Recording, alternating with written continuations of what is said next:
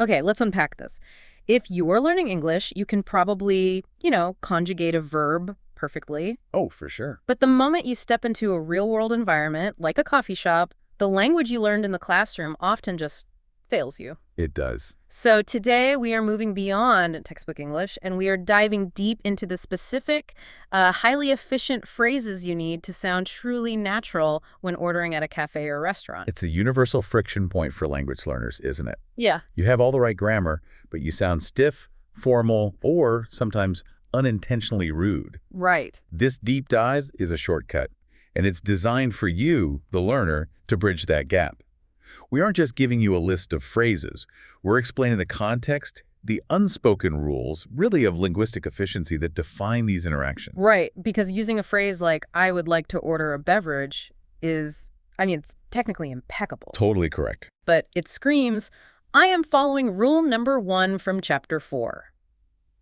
Our mission is to equip you with the specific phrases used by locals, covering everything from walking in the door to managing minor issues, and, crucially, understanding the staff's subtext.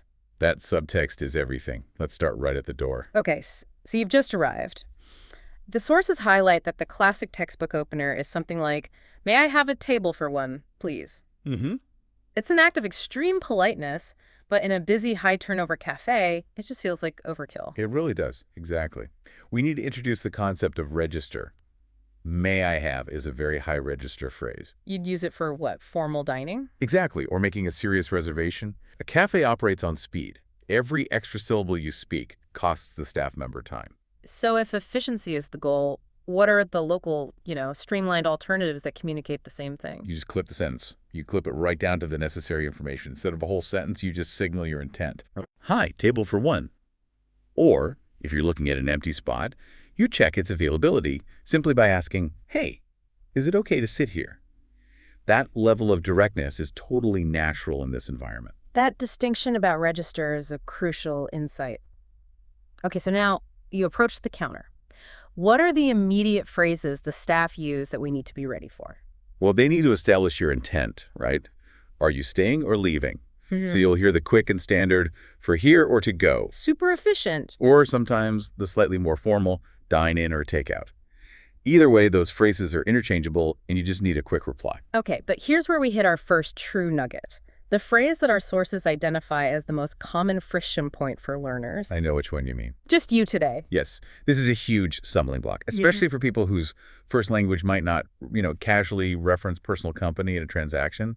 Learners often translate this literally.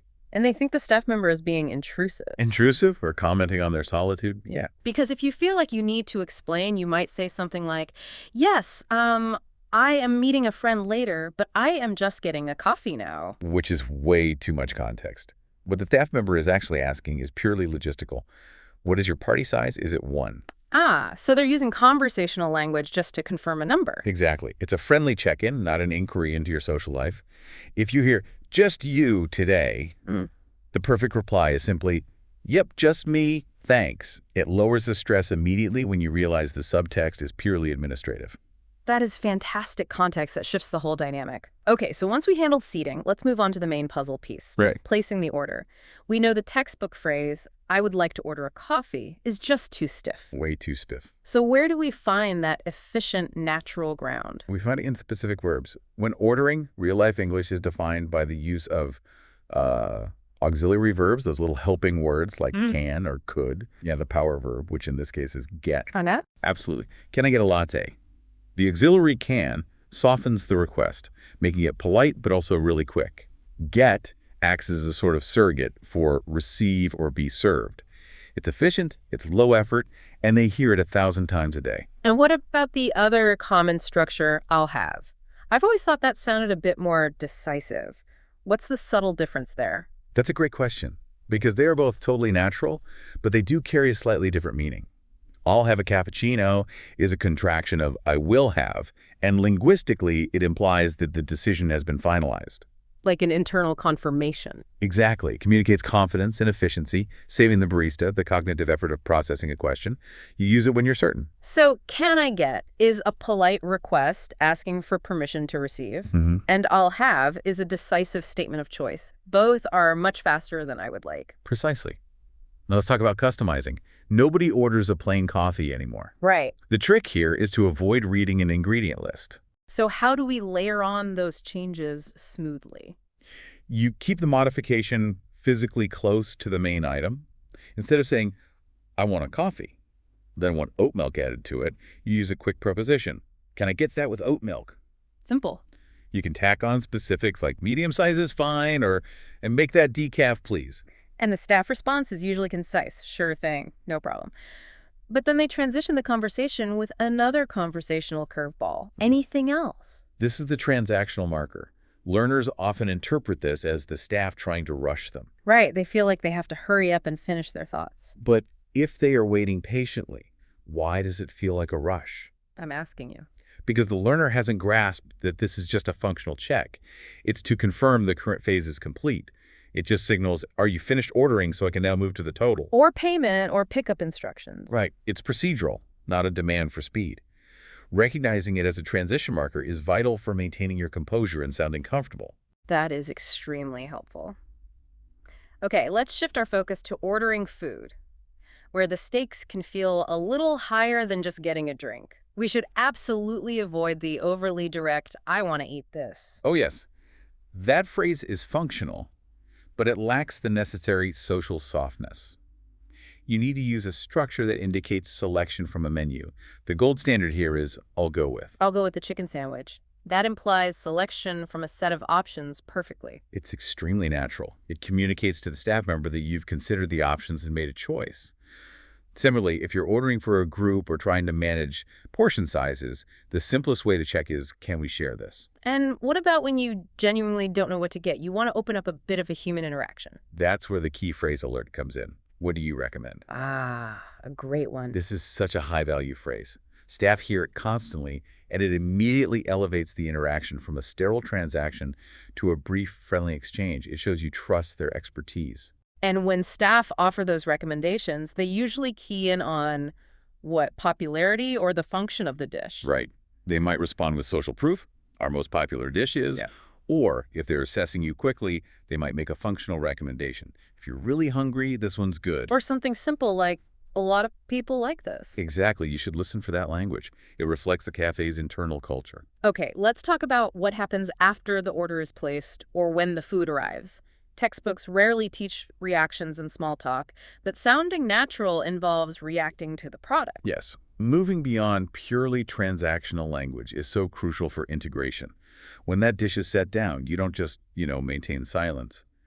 A positive, quick verbal reaction is common and expected. So give us some examples of those low-stakes, positive verbal reactions. So when the food lands, wow, that looks good.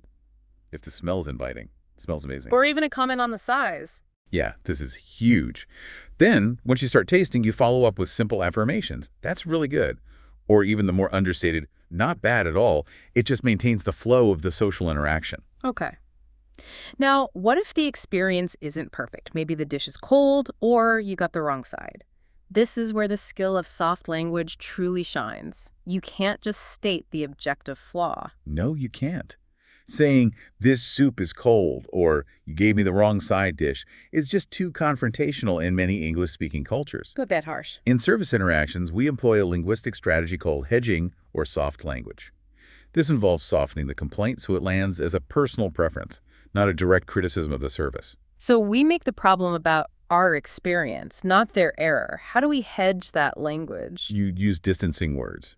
Instead of saying something is a problem, you say it is a little salty or it is too cold for me. For instance, if you expected a spicier flavor, I thought it would be spicier. Ah, I see. Or if the coffee's too hot, it's a little hot to drink right now, could I grab a cup of ice? If the side dish is wrong, you gently introduce the contradiction.